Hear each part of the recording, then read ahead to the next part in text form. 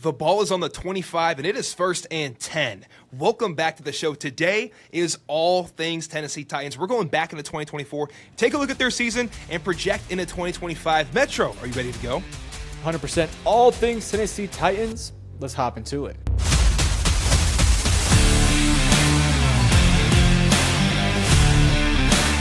All right, Metro, as we mentioned in the beginning, we need to go back into the past before we can project the future. This is how it looked for the Tennessee Titans in 2024. A 3-14 record in the AFC South, and their points scored, thumbs down, and their points scored, they ended up in 27th in the league for offense, and then points allowed on defense was ranked 30th out of the league. So struggling pretty hard on offense and defense as well, thus the 13-14. But as we know, we got the first overall pick, so things could always be worse. Metro, what was your analysis on 2024? Yeah, a wasted year for Tennessee. Nothing really went right for them. I put up some more advanced stats of just sort of, kind of figure out what was wrong with this team. Points per game, 27th, 18.3. Yards per game, 304.2 yards at 26th. They were below average on third down, one of the worst on fourth down, and below average in the red zone. They were 27th in touchdowns per game. In the run, about middle of the pack, 14th in rush play percentage, 22nd in yards per rush, 18th in rushing yards per game. In the pass, below league average. The biggest thing that kind of stood out to me, interception thrown rate, 3.96, which was the worst in the NFL. You want to get that typically below like 1.52%. They were doubling it, and that ain't it. We could put a lot of the blame on Will Levis and a lot of the blame on coaching staff not putting their young quarterback in the right position. Defensively speaking, they showed glimpses and had moments of being really good, but man, they had some games where they got 50 bombed by Detroit. They got 38 bombed by Indianapolis, 37 bombed by Cincy, 42 bombed by Washington. This was a defense that, frankly, is, in my opinion, too talented to be letting these numbers happen. They were 30th in points allowed per game, 3rd in opponents' yards per game, which is kind of funny, 30th in opponents' touchdowns per game, 22nd in third down conversion rate, second to last in fourth down conversion rate, 25th in red zone scoring percentage. Against the run, which frankly you would think might be a strength of them because they brought in Tavondre, they have some really good interior defensive linemen, but teams ran the ball kind of all over them. 31st in rushing play percentage, 21st in opponent rushing yards per rush, 25th in opponent rushing yards per game, and 26th in opponent rushing touchdowns per game. But against the pass, they weren't bad, but I think the context needs to be added that teams just ran the ball every single play. So they weren't really passing against you. Second in opponent pass play percentage at 50%, 22nd in completion percentage allowed, 5th in opponent yards per pass, and 1st in opponent passes per game, and 1st in opponent passing yards per game. But again, I think those stats are a little misleading because most of the time teams were just running the ball on them, especially because they were typically up pretty big at certain points. So bad year. Their wins last year were against Miami, who I think Tua might have been out in that game, overtime game versus New England, and a 5-point victory somehow versus the Houston Texans. So not a good season. They even had a game where they lost to Jacksonville, 10-6. So what I'm hearing is an injury and a couple points away from 0-17. Yes, they were. If Tua plays, they're probably losing that one. They barely beat New England. You give credit to Mason Rudolph with that one.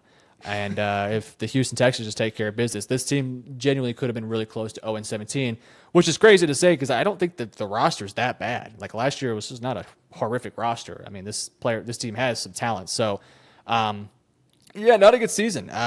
Who was their first-round pick last year? Oh, J.C. Latham. That's correct. Not that great. Yeah, he did not have the greatest of seasons last year. Tavondre Sweat showed us some flashes of being good against the run, but not really anything as a pass rusher. So, first-year head coach last year, not a great showcase of his talents, especially when, again, the roster was not horrifically bad. So, bad year. Very bad year. And with that, you have to address it immediately in free agency, and that's what they did. Are you ready to transfer to that? Yes, free agency. A lot of pieces here, but some pretty darn big contracts, too. Big old contracts. The biggest contract we're going to talk about today, left tackle Dan Moore Jr., a 4-year, $82 million contract. Defensive interior, DeMont Jones, 1 year for $10 million. Linebacker Cody Barton for 3 years, $21 million. And then guard Kevin Zeitler from the Lions, 1 year, $9 million deal. Safety Xavier Woods, 2 year, $10 million. And then a bunch of filler pieces in between there. Oh, hold on a minute. Punter Johnny Hecker, an All-Pro and one-day NFL Hall of Famer. Got to mention him. A couple other guys. We got re-signed Sebastian Joseph Day to a 1 year, $7.5 million deal, the defensive interior. And then running back Julius Chestnut.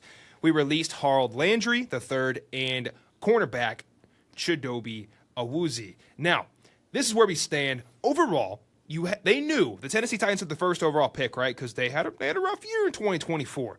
And with that, they clearly made it a mission that we're going to protect this new quarterback we pick at number one overall, because they got a left tackle in Dan Moore, which could also potentially save, maybe not save, it's been 1 year, but really help your first round pick the previous year in J.C. Latham. Move him back to right tackle, let Dan Moore handle left tackle, and see if that works better and has more chemistry. And then, of course, Kevin Zeitler, never a bad signing. You get him for under $10 million on a 1 year contract, and it could really help the development of whatever quarterback you take in the first round. What were your thoughts on this free agency, Mr. Metro, and how would you grade it?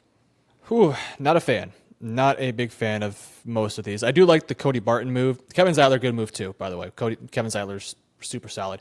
Dan Moore Jr. getting 4 years, $82 million is nasty work. That is nasty work. I don't think he's the worst tackle in the world, and yes, he allows you to move J.C. Latham back over to right tackle, but this is a dude who 12 sacks allowed last year, 66.2 PFF grade. The year prior, 2023, 39.7 pass blocking grade, allowed 8 sacks. 2022 went back up. 2023 might have just been a down year. 67.3 pass blocking grade, 7 sacks allowed. 2021, 7 sacks allowed, 58.9 pass blocking grade. So he's never been an 80s or 70s or anything like that. He's been pretty. Of course, not everything's about the numbers. Sometimes you just have to watch the film, and that whole offensive line for Pittsburgh wasn't great. But man, to give this dude $20 million a year feels a bit to me like a bit of an overpay. If there's some clauses in there, if this is like a very low guaranteed deal, then cool. We'll see if it works out. The only positive to me is that you can move J.C. Latham to right tackle. So I'm not a big fan of that one. Kevin Zeitler, big fan of. Cody Barton, I like that move too. Draymond Jones, 1 year deal, low risk. He can get to the quarterback a little bit, but not really reliably. Xavier Woods, I'm just never been a huge fan of at safety. So I don't know. I hate to be a Debbie Downer here. I'm not a huge fan of this free agency class. I appreciate your honesty, Metro. And the only thing that, because me and you, man, we look for the positive and stuff, but we also need to give our honest opinions. If you counteract that we're going to have a quarterback on a rookie contract, it makes the Dan Moore contract a little bit more digestible. It's like, hey, hopefully he keeps him upright more than 9 times, like 9 sacks a year. Not very good. Actually, did you say 12? Did I mishear that? Yeah, but I think sometimes those might be a little ticky-tacky. Like maybe it was his fault, but you can't always put the blame 100% on him, because it could have just been miscommunication, or maybe a guard was supposed to help him double and he doesn't get a double. Sometimes you'll even see a tight end chip, and he'll chip him into the quarterback. So sometimes you can't put it all on Dan Moore, but yeah, 12 sacks allowed last year is not ideal. Not ideal at all. So this was their free agency. Some good moves, some meh moves, some to-be-determined moves as well, all setting them up for the 2025 NFL Draft. You ready to transition to that? Yeah, I will talk before we get to the draft. I do agree with your point, though, that this team did have some open cap space, and I don't blame them for spending money. If you have the money, go for it. Make some moves around the edges to make your team a better roster. I personally prefer it when you're responsible with your money. If you got money, that's cool. Spend it responsibly. Don't spend your money on a Dan Moore Jr. $20 million. But again, he's a younger guy. He's not like 50 years old or anything, so it could end up working out. And the Kevin Zeitler move was awesome. So, they spent their money. I would have liked to have seen it gone a different way, but, we'll wait and see how this one pans out. It could be awesome, and I could look really stupid in 5 years. That's right, man. Metro spitting game. Save your money out there. Take that to note. Let's go to the 2025 NFL Draft. First overall pick of the draft. Everybody knew since probably the Combine. Cam Ward goes first overall, the Miami quarterback. Second round, we have Olu, the UCLA edge. Third round, Kevin Winston Jr., the Penn State safety. a bunch of fourth-round picks. We got 3 of them. First one, we got Chimere DK, the Florida wide receiver. Actually met his agent at the Senior Bowl. A very nice guy. Fourth round again, Gunnar Helm, this Texas tight end. That's so random. He's a cool dude. I got to shout him out. Fourth round again, Alec Manor, Stanford wide receiver. Fifth round, Jackson Slater, Sacramento State, the best school of all time, offensive guard. Sixth round, we have Marcus Harris, California cornerback. And then finally, sixth round, Khalil Mullings, the Michigan running back. From top to bottom, we're starting off in the right place. We got our quarterback of the future. We love Cam Ward. If you feel different or indifferent about Cam Ward, I would be very happy with who you got. Yeah, we need to get Arch Manning, dog. One team will get Arch Manning, and it's likely to be the Browns. So Cam Ward is an awesome prospect and an even better leader. Be super excited about that. Metro, besides the first round, because this one's an interesting draft, like bigger names, also kind of smaller names, who was like your favorite pick besides, obviously, Cam Ward, number 1 overall? Alec Manor was a nice value in round 4. Kevin Winston was good value in round 3. Yeah, those would probably be my pros of this one. But like you mentioned, is a draft that I feel very indifferent about. There are some picks here that I love, and there are some picks here that I'm like, whoa, that guy this early or this player at this round. Do you want to just kind of go at it one by one a little bit here? Yeah, let's chip away at it. Cam Ward, I think we have to talk about him. Are we good? Yeah, I mean, we all kind of know what he was. A quarterback that, frankly, probably in most drafts doesn't go number 1. But in this specific draft, with their biggest need, with the way the board was, you're not taking Shedeur Sanders, who clearly fell into round 5. So you kind of had to take a quarterback. You were not going to run it back with Will Levis. So taking Cam Ward just made a lot of sense. Olu Oladejo, very interesting. I think he was primarily used as an off-ball linebacker. Yes, that's from what I've seen. Yes, and I've also heard he's a bit of a project, which is okay because we got nothing but time here in Tennessee. We are building a roster from the studs, but bit of a project, more athletic guy, good with his hands. Yeah, interesting to see. I get it. You got to rush the quarterback. What was your make on Olu? I didn't watch a ton of film on him, being honest. Yeah, I watched about 3 games from him. The biggest thing I saw is just straight up raw upside. Like, he's long, lengthy. He's agile. He has like that shiftiness to him, but he's just a full developmental piece right now where you just can't expect much from him year 1 because he is not there yet. Again, a converted linebacker turned over to an edge rusher. It has worked out. Micah Parsons has done it. We obviously saw Abdul Carter do it. You like what you've seen from the small glimpses of, showcasing his skills. Round 2, granted a late second round pick, 52, felt a little early for me. I felt more comfortable with him being a late round 3, early round 4 pick. But at the same time, I think with their Kevin Winston pick in rounds 3, I felt a bit more okay about that one because Kevin Winston, kind of like Olu, another guy that is sort of a raw piece of clay. But for Kevin, he had an injury, so that kind of held him back. He's actually a little bit like, for somebody who I think was a junior, I want to say, a little bit inexperienced, but man, he can move and he can hit and he can run. Really solid player there. Do you have any thoughts on Kevin Winston? Because I think it was a great pickup. Yeah, Kevin Winston, while I've read up that he's not the biggest ball hawk, this guy's a great athlete, and he's also very good in the box. He can make good tackles. He's aggressive. He gets downhill real quickly. So I love the pick. At one point in time, like we talk about pre-draft hype, before the 2024 season of college football, he was considered to be a potential first rounder. That's the kind of athletic ability we're talking about in Kevin Winston Jr. and the kind of sophomore year this guy had as well. So third round, I'll take that all day long. What were your thoughts on Kevin Winston? Yeah, like I said, good athlete, can move around quite nicely, can hit people well-sized. It was a shame that he had that major injury because, as you mentioned, he would have went a lot higher had that injury not happened. But, yeah, he's a bit raw right now. I wouldn't expect him to be a full-time starter right away. Give him a year or 2. I think he can get there. And then after that one, you had the Chimere DK pick, which, interesting pick there. Very interesting. It's like not the most hype prospect at the wide receivers, right? Like he was ranked 19 overall by ESPN. I don't trust ESPN fully with my draft rankings, but that's just where it is by consensus. But he did run a 4.34. Cade, he runs fast, so that means he's good as football. That's correct, but you do need someone to separate and create space for Cam Ward. So I think in their heads, it's like, hey, instead of paying a guy a bunch of money in free agency to just run a 40 time and create separation, probably spend a 4th-round pick on it. When you look at it like that, it's like, okay, I feel better about it. And they also got Alec in the 4th as well, making me feel even better about this pick here. Yeah, Shamir, or maybe it's Shamir, hopefully we're saying it right. I did not like his tape at all. I was like, this guy in the 4th round, I didn't think he was draftable for my liking. Now, granted, I'm sure they watched more film on him than I did. I'm sure that they know more about him, but from the little bits that I saw, I watched 2 of his better games and I watched 2 of his bad games. I saw somebody that just does not look like an NFL player. He can run fast, but he doesn't have variation to his speed.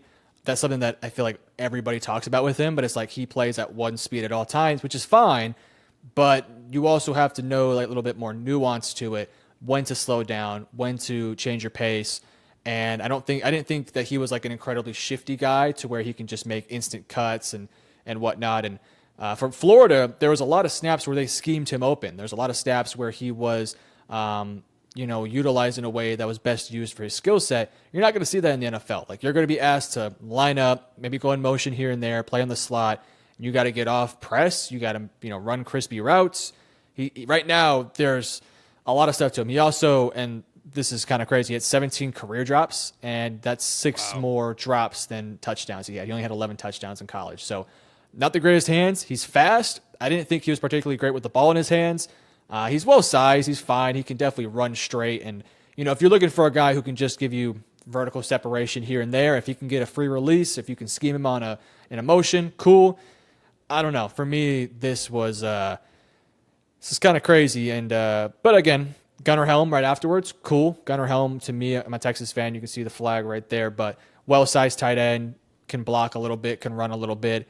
Maybe not like a super high upside guy, but I feel pretty confident that he'll be a reliable, starter potentially at tight end for you. Alec Gale-Maynor, well-sized, can move very nicely. I think Alec had the game against Travis Hunter that got everyone. Correct. Yeah, got everyone pumped out. So well-sized, well-built. He's a hard worker. He wins those 50-50 balls. He makes some acrobatic catches here and there. Wouldn't say he's really like the fastest guy in the world or the shiftiest guy, but I liked tenfold what I saw from Alec over Shamir DK, and he got picked 33 picks afterwards. So, in general, round 4, if you just shifted Shamir to like a 5th-round pick, cool, right? But that 4th-round value to me is a little bit rich. Then outside of that, the rounds 5 to 6, practice squad guys, we'll see what Khalil Mullings could do because he was, I think, a converted linebacker to running back, which is just crazy. It is insane, bro. You talk about running behind your pads. He's going to do that to a T. But yeah. Yeah, so what was your thoughts in totality? Like, what would you grade their draft? Because for me, it wouldn't be terribly high, outside of the Cam Ward pick. Do not take into account Cam Ward. No Cam Ward? No Cam Ward. Okay. Because like Titans fans are watching this, and like we're going to be honest, and also we want to be positive. Full honestly, based on what I've watched, like a C-. Like, I thought there was some value in Kevin Winston. I thought there was some value in Alec. And to be honest, I haven't seen Jackson Slater. That's on me. I haven't seen Marcus Harris either, so that's also on me. But everything above that, I thought DK was earlier than expected. And Helm's fine. Olu's fine. Just not crazy value. I'm going to go C- at the end of the day. Yeah, I'll stick with a C+, because I did like the Kevin Winston pick. The Alec Gale-Maynor pick was awesome, too. Gunnar Helm was a fine pick. I wasn't, like, blown away or nothing by it, but it was a fine pick. The Shamir DK one and Olu in rounds 2 felt a little high for me because those are both project players that you're going to spend multiple years on. This draft in general kind of just felt like almost a bit like, hey, we're going to take some flyers here and see if we can develop them to be something special. Like Cam Ward, kind of a developmental, bit of a raw, I mean, not raw, but, a lot of things to work out with his game. Olu, completely raw, completely developmental. Kevin, coming off a season-ending injury, so lots to develop there with anticipation and, reading the game properly. Shamir, full-on project. Gunnar Helm, not so much. Alec Gale-Maynor, not so much. But their first 4 picks, a lot of projects, and I guess that is okay for Tennessee, when you're dealing with a team that could use some project pieces. So that's why I give it a C+, but when you take Cam Ward into account there, maybe it boosts it up to like a B, B-, somewhere around that range. It makes it much sweeter. Yeah, it makes it a lot nicer. It makes it a little bit more digestible when you got a guy like Cam Ward who We'll talk about here in a second when we talk about the offense, but you feel pretty good about Cam Ward. What would you say in general about their entire offseason, like who they replaced, who they got in free agency, what they did in the draft? Did they get better? Did they get worse? Did they get significantly better? What would you say about that? I give the C+, and I want to make this statement. I love the direction they're going in. We want to make our first-round pick. J.C. Latham works. We're going to put him back at right tackle. So we got to sign a left tackle. We get Dan Moore. Is he the guy? I don't know.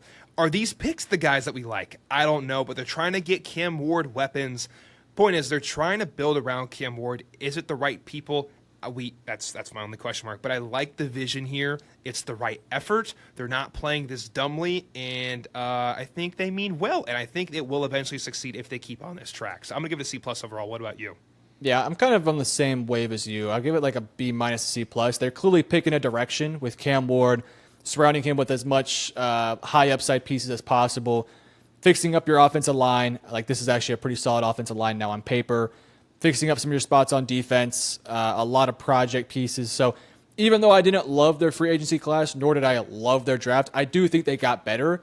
And I think 2 to 3 years down the line, they could potentially reap the benefits of what they did this offseason. So definitely, maybe I was a bit more negative on that one. But when you put it all together, maybe it's a bit more of a positive thing. So in general, offseason, I guess you can say successful. Again, it wasn't like they were just stupid and made a bunch of dumb picks or anything like that. They've definitely made some right picks. But, yeah, it was a good offseason. A lot of things to look forward to for the Titans fans. And do you want to talk about their offense now? Yeah, bro. Based off past off seasons where you trade away like AJ Brown, this is like an A+. Yeah. So Yeah. we're making progress right here. Let's go into their depth chart like you just mentioned and talk about their offense first. Let's go to the wide receiver position where we have Van Jefferson out wide. Next, we have Calvin Ridley, number 0. Tyler Lockett from the Seahawks is going to be our slot. Left tackle, newly signed Dan Moore from Pittsburgh. Left guard, Peter Skoronski, the first-round pick in 2023. Center, Lloyd Cushenberry III. Right guard, Kevin Zeitler.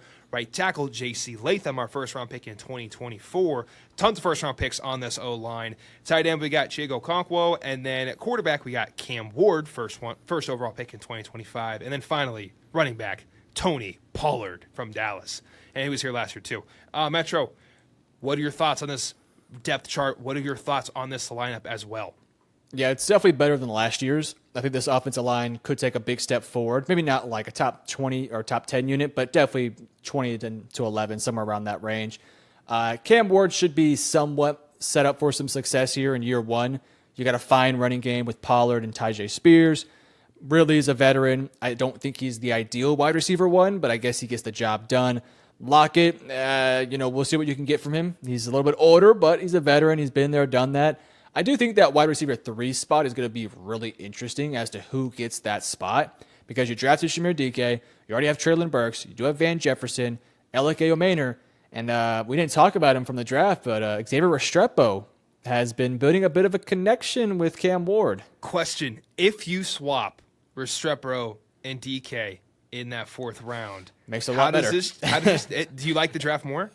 Ooh, do I like it more? I mean, I was not high on Restrepo at all either.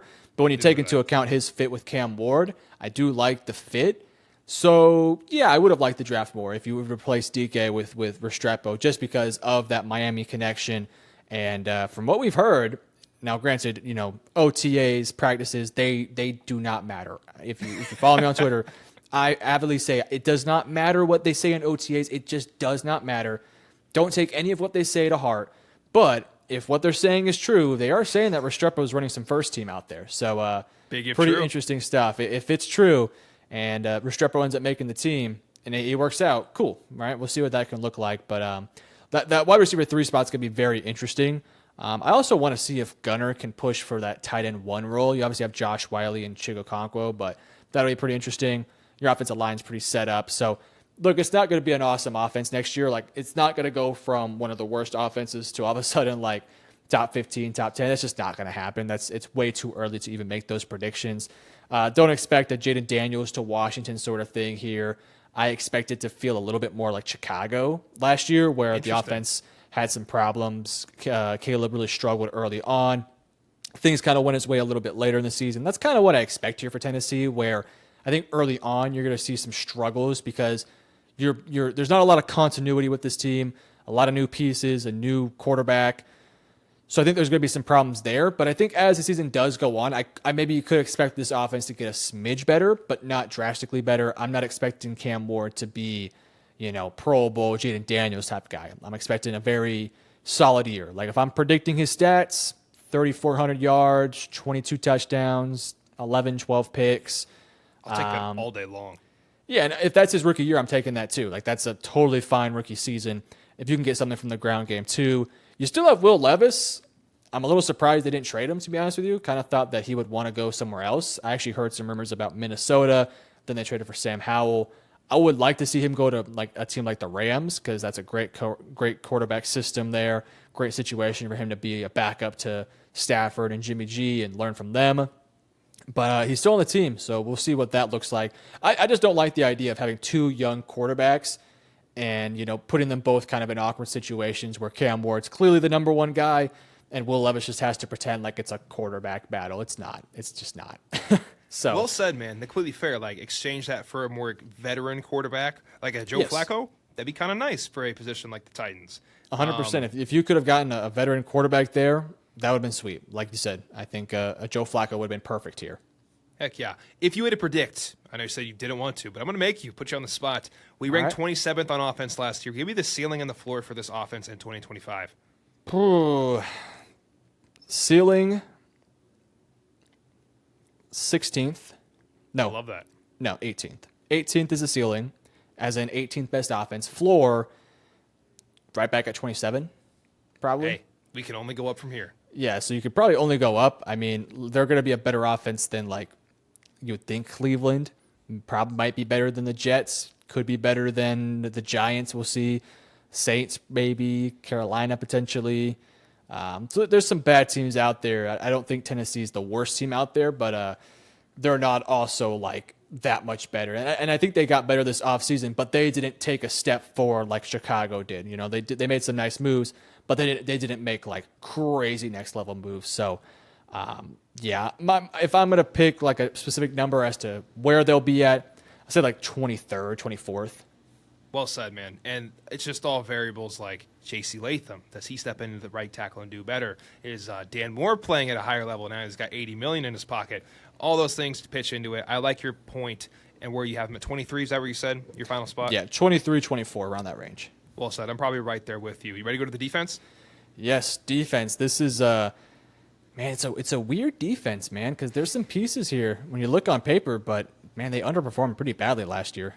They did. But like you mentioned, there are some blue chips in the area. Let's start at D end. We got Sebastian Joseph Day at D end. Nose tackle, Trevondre Sweat, our second-round pick from last year. D tackle, Jeffrey Simmons. This dude's an absolute monster, first-round pick from 2019. Our linebackers, we got DeMont Jones, freshly out of free agency from Seattle. Linebacker, again, Cody Barton, also fresh out of free agency. Linebacker, Otis Reese the fourth. And then finally, in our 3-4 system, our last linebacker, Arden Key from Jacksonville. He played on the roster last year with the Titans. Then at corner, we have L'Jarius Sneed from KC a year ago. And then safety, we have Amani Hooker. Free safety, Xavier Woods. Cornerback, Jarvis Brownlee Jr. And then nickelback, Roger McCleary. Overall. Look at this photograph. Sorry. You just let it out. Let it out, buddy. Sing your heart out, brother. I see Simmons. I see young pieces like Sweat. I see a bunch of new linebackers that hopefully step up. And I see Sneed, who was a bad dude at one point. That's kind of where I'm looking at the highest spots of this defense. But what were your thoughts overall? This is a defense of quality role players. And it's missing the difference maker. And I think the difference maker for this defense specifically is an incredible defensive coordinator. I can't think of who their DC is off the top of my head. Let me Denard Wilson. Whoa, that was. Did you just have that pulled up, or is that just off the top of your head? It's below the depth chart. I'm not a bad man. I was like, whoa, you're a bad man. All right, Denard Wilson. I'll be honest, don't know anything about him. I'm not into the coaching staff like that. If you want to go into detail about that in the comments, let us know.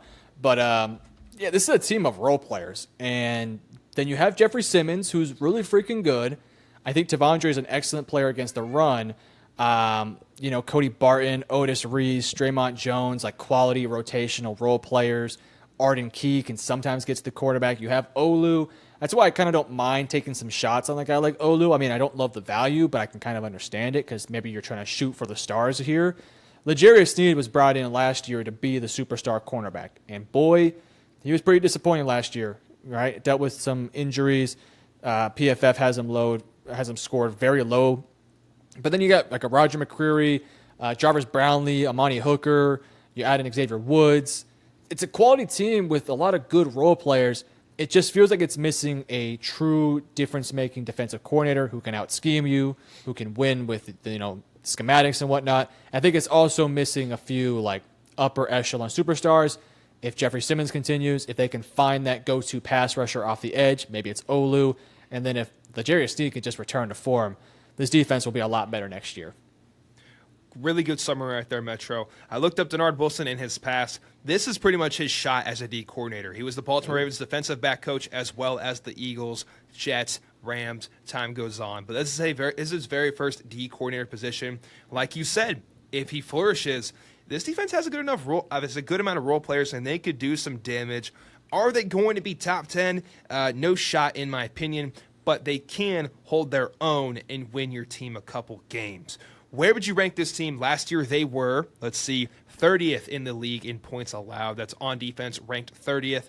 Where would you rank them this season if you had to predict? Man, I'm also digging into Denard Wilson here too, and I'm not really loving the resume as much as I thought I was. Because that 2023 year with the Ravens, I don't think they had the greatest secondary that year. Last year they were really good, not so great. I don't want to say they were bad or anything. And then Philadelphia 2022, was that the year they made it to the Super Bowl? I think they were pretty good that year. They had a great year from James Bradbury. So maybe it's not the worst thing in the world. He was their DC last year, I believe, too. Don't quote me on that, by the way. What do I think they're statistically going to look like, you said? Yes, sir. Where we landed? Great question.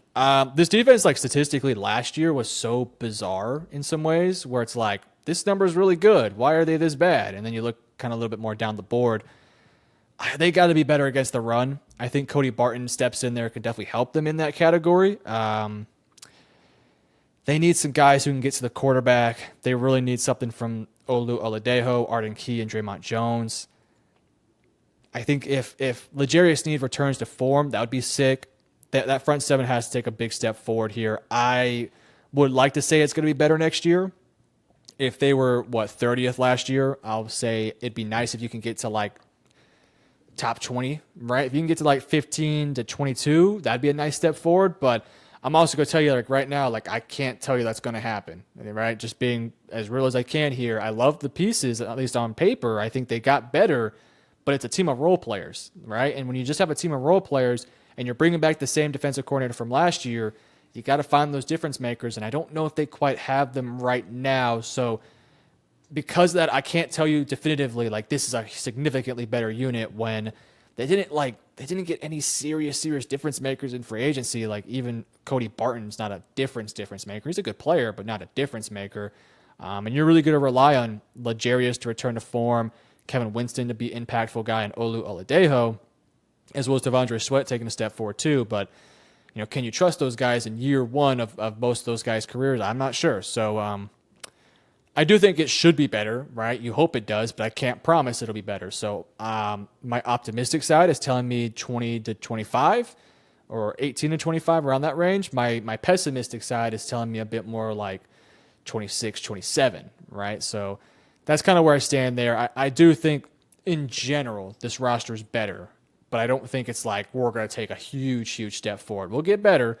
But it's going to be another year of progress, and let's give it a year or two before we really start to figure out what this team is. Yeah, and like you said, this is the transition year. This is year one. You've planted the seeds. Watch the crops grow. If in the second round and the third round we got defensive players that are meant to start now and help you win now, I feel differently. I'm this is a top 22 team on defense. But with who we got in Olu, who's going to take some time, and Kevin Winston Jr., who's fresh off an injury in 2024, I'm going to stay more near 27, 28. Players need to step up. Sweat needs to step up. If they do that, now we're looking in the 24 range, like you mentioned. That's just kind of where I see it. They're okay with taking time. This is their first year. They want to see this team develop and go into year 2 with some firepower. 100%. This team has time. You don't want to. This team is not a team that has to go crazy instantly. They have years to go. This was a nice step forward. They didn't take a huge step forward, but it was they took a step forward, which is all you can ask for. You're trying to build a roster. Sometimes you have to find those supporting pieces, and then down the road, maybe you can find those superstars. Hopefully you got a superstar in Cam Ward, and hopefully like one of these other picks in this draft could be superstars, and then next year you get your go-to pass rusher, right? You get your go-to receiver, your go-to corner. So we'll wait and see. This team is definitely not going to be like a top 10 team or a top 15 team, but if they can be 20 to 25, that's doable for me. Well said, man. I think it's time, Metro, for the best part of this show. We're going to 2025 and predicting every single game throughout the season. If they make the playoffs, because you never know, maybe the Titans do, then we do the playoffs as well and simulate that for you guys. Here we go. Metro's making all the picks. He might throw me a couple bones. Let's see how this goes. It's week 1. We're on the road. We're going to Denver, Mile High Stadium. It's Sunday, September 7th, 3 p.m. game in the window slot.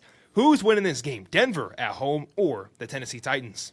Tough environment to play in. Denver in the altitude.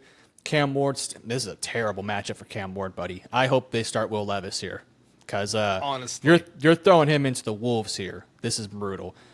Denver's going to win this one, and it's probably going to be because Cam Ward struggles versus that defense. I hate to say it. Yep, well said, man. An absolute. What an absolute gauntlet for week 1. Let's go to week 2. Looking for a more positive. What were you going to say? I was going to say, it didn't hit me like when you said Denver, and then I thought about it. I was like, oh, shit. Cam Ward starting versus Denver's defense? I was like, oh, hell no. On the road? And on the road, too, in Miles High? Yeah, buddy, that's brutal. Yeah. Week 2, we are back at home, and the Rams are rolling up. It's going to be a noon game. Who wins this game, Metro? LA Rams are one of my Super Bowl favorites next year. It shouldn't be close. I got the Rams winning. That's fair. You know what, Titans fans? That's fair. Week 3, we're at home again. Ooh, interesting. The Colts are rolling up. It's going to be a noon game. It's September 21st. And who's starting? Daniel Jones? Is it AR? Who really knows? But with that being said, let's say AR is starting this game. Who do you have winning it? I think if you are a Tennessee fan, you at least want to split one of these games. So I think Cam Ward can come out here and surprise the people. I'll give this one to the Titans. All right, sweet win right here for the Titans. We're 1-2 on the season. Week 4, back on the road. We're going to Houston to play the Texans. And noon game, C.J. Stroud and the boys. Who's winning this one? Houston has a no-fly zone. Just want to call that out because we have a rookie quarterback. Yeah, Tennessee got lucky to pull one out against Houston last year. It's going to be tough. The one thing for Houston is their offensive line is very questionable. They don't really have the pass rushers in Tennessee to really get after the quarterback. They can throw some new looks at him. They can do some different things. We'll wait and see. Give me the Houston Texans to win this one pretty comfortably. 1-3 going into week 5. And we're on the road again. Brutal. We have 3 games on the road. Second game on the road is going to be against the Arizona Cardinals. It's a 3 p.m. game, October 5th. We're in October now. Who's pulling this out? Arizona's a team that I think is much improved. I think they took a massive step forward. They were already very competitive last year. This is a bit of a trap game for Arizona, though, where Arizona might feel pretty comfortable here that Tennessee can just, be a kind of a breeze game. I'm going to pick Arizona, but I think it will be a bit of a close matchup here. So give me the win for Arizona, but this could be a good positive growth sign from Tennessee. Like that big Cam Ward game in week 5. Week 6, we're on the road again, like I mentioned. We're going to Vegas, staying in the West region, thankfully, and we're playing the Raiders. Ashton Genty and the boys of Brock Bowers are all pretty healthy at this point. No one's down for the count. Who do you see winning this game, Metro? Okay, Las Vegas, Genty, Geno, Brock, some superstars on that side. I do think this is another game where Tennessee could hopefully kind of carry some momentum into this one, where the offense played good versus Arizona. Can they play good versus the Raiders? I think I probably had the Raiders winning this one in our Raiders video.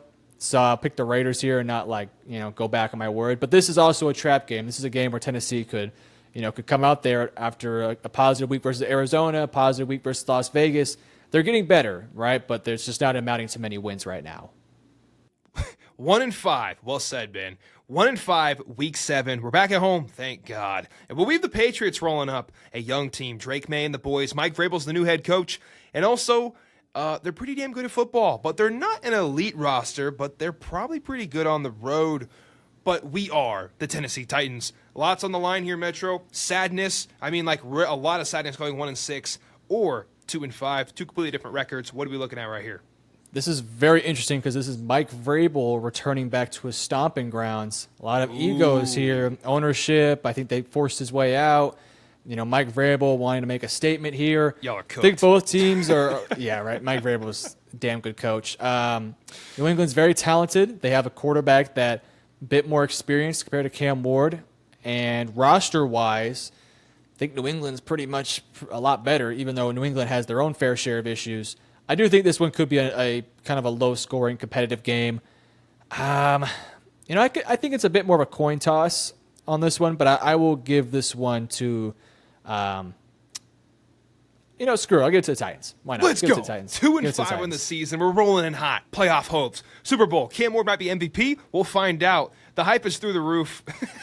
Week 8, we're on the road again. And we played AR last time. This time we're playing Daniel Jones, the Indianapolis Colts. And October 26th, who wins this game at 3 p.m. Metro? It's at Indianapolis. Indianapolis is a pretty darn good team, like just surrounding the quarterback room. The only question for me is their quarterback situation. And this, like you mentioned, this could be Daniel Jones. This could be Anthony Richardson. Who knows who will play quarterback? Maybe Shane Steichen suits up out there. He might be mad and he might do so. I got to think that Tennessee is going to make it a priority to beat at least one of those Indianapolis games. So I'll go to Tennessee. I think Tennessee beats Indianapolis here. Let's go. 3-5. We're kicking ass. We're going into week 9, back at home, and the Los Angeles Rams are rolling into town. It's November 2nd. It's a cloudy day outside, but man, we're ready to play some football. Who's taking this one home, Metro? Chargers would get this win here. They're the better team, better quarterback, better head coach, better roster, probably better ownership. Give me the Chargers. Well said, man. Now we have a bye week. We're enjoying our vacation, 3-6. Feeling good. Pretty good for a rookie year in Cam Ward. Fresh off the bye week, it's week 11. We are at home for 3 games straight. Very nice. We play Houston to start it. Who's pulling this one out? Yeah, great bye week here. Week 10, this is perfect timing here. A little bit of a reset after a tough start to your season. You're 3-6, you said? Correct. Yeah. So versus Houston, of course, you have that week's time to, gain some momentum. This is a tough one for Tennessee because, again, as I mentioned earlier, they don't really have an advantage over Houston. But they did beat them last year. So I'm going to give the win here to Houston because I think Houston should be better. But I think Tennessee can keep it close.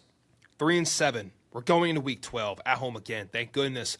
The Seattle Seahawks and Sam Darnold are knocking on the door. Noon slate, Fox Sports. Who's winning this? Seattle's the better team. I trust their coaching staff a lot more. So I'm going to go with the Seattle Seahawks. Can I also point something kind of funny out? Please. Every single game they have this year is Sunday, and I don't think they have a single primetime matchup this year. Unless that Jacksonville game in week 18. They have 1, 2, 3, 4, 5, 6, 7, 8, 9, 10, 11 games at noon, and the rest are at 3 o'clock. That puts it into perspective how much the NFL, believes in the Titans this year, which is crazy because they have a rookie quarterback too, by the way. I know, you won't throw him one bone on Monday Night Football against Drake May. I know, give him a Thursday night game or something. Usually Thursday night games suck anyways. Why not throw him a? Well said. That New England game would have been perfect for Thursday night football. Perfect. Maybe they do it. Maybe they flex it. They need to because this is poor Titans fans. You got to be up early every Sunday. Got to work hard. This is a full-time job. Week 13, we're still at home. The Jacksonville Jaguars, Travis Hunter and T-Law, the Prince. Who's winning this game at noon, Metro? I think similar to Indianapolis, it's very important for Tennessee and their quarterback and their coaching staff and just where they're trying to head in the direction to split the 2 Jacksonville games to at least get one. I do think Jacksonville wins this game. I think Jacksonville's the better team, but I think it's very important they at least win one of those 2. Well said, man. 3-9 on the season. And we got 2 road games back-to-back. This one we're going to Cleveland a really hard opponent. I'm just kidding. They're okay. They're okay. But how are we going to fare in this one, Metro? It's December 7th. A little bit chilly out up there in Cleveland. The winds are moving. The temp is down. The hoodies are on. And the hand warmers are in the pockets. Who's winning this game? Yeah, if weather does play into account here, this could be a potential game for Cleveland to win here.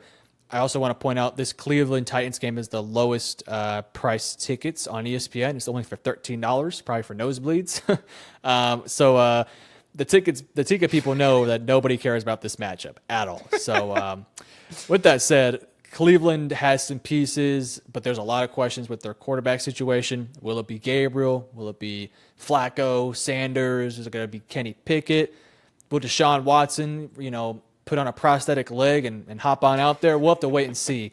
Give me the Tennessee Titans. They're going to know who their quarterback is. Cleveland's got to answer that question. Tennessee, just put some arm sleeves on, man. Let's go. Staying warm, belt to ass. We're 4-9. Feeling really good on the year with Cam Ward. On the road again, we're going back to Cali. San Francisco, the Niners, 3 p.m. They're probably in the hunt at this point, at least a little bit for sure. Who wins this game, Metro? This is a must-win game for San Francisco. San Francisco cannot afford to lose to Tennessee. Tennessee at this stage, they're looking forward to the draft. Might be tanking low-key. Give me San Francisco. Tankful on the way. We're 4-10.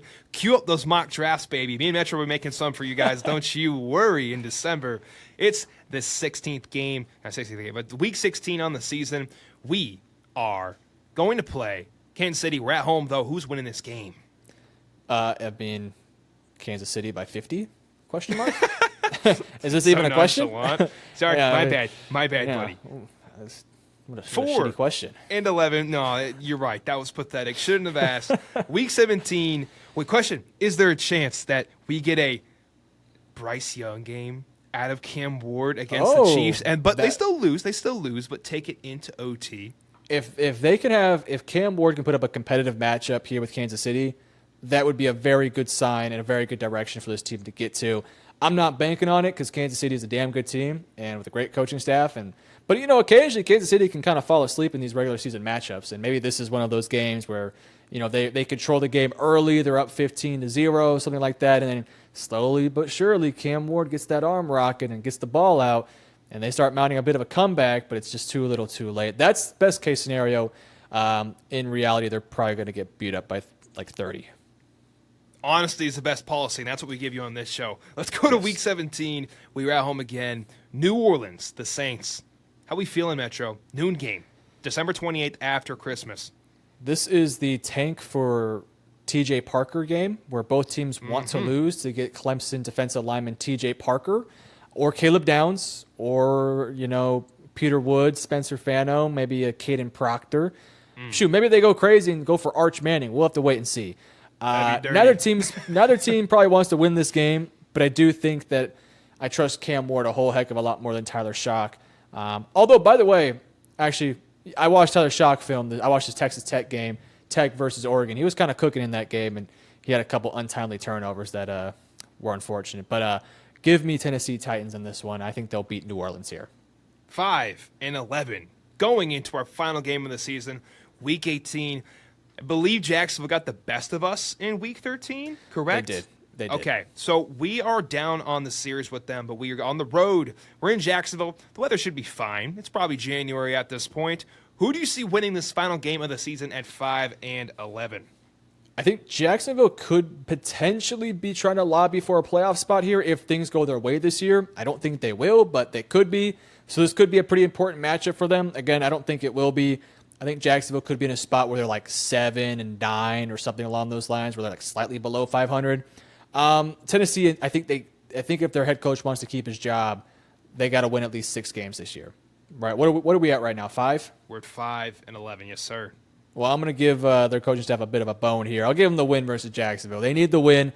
This is ownership's calling up. Hey man, you lose this game, buddy, you're cooked. You're getting fired. We're gonna go beg for Mike Vrabel to return. So they have to win this game. A lot of pressure on the OC, DC, and head coach to keep their jobs, but Cam Ward is going to get the job done, and no more TikTok dancing for Travis Hunter. No more TikTok dancing. We're 6-11 to finish the season. No playoffs, but vibes are high. Cam Ward is feeling great as our quarterback, and we feel great about Cam Ward as our quarterback. More importantly, oh man, what do we do now? I forget in the segment. Do we just say thank you? Yep, that's it. Appreciate you guys for watching. Comment down below what you think your record's going to be this year in 2025. Is it going to be 6-11? Is it going to be 4-13? What do you think? Is it going to be 9-8? Let us know down below. If y'all enjoyed the video, please drop a like. It helps out a bunch. Thank you very much. And finally, guys, thank you so much for watching. Y'all have the best day. We appreciate you more than you know. Metro, say goodbye to the people. Titans fans, I hope you enjoyed. Don't kill us too hard. Your team's not that good. Love you guys. Peace.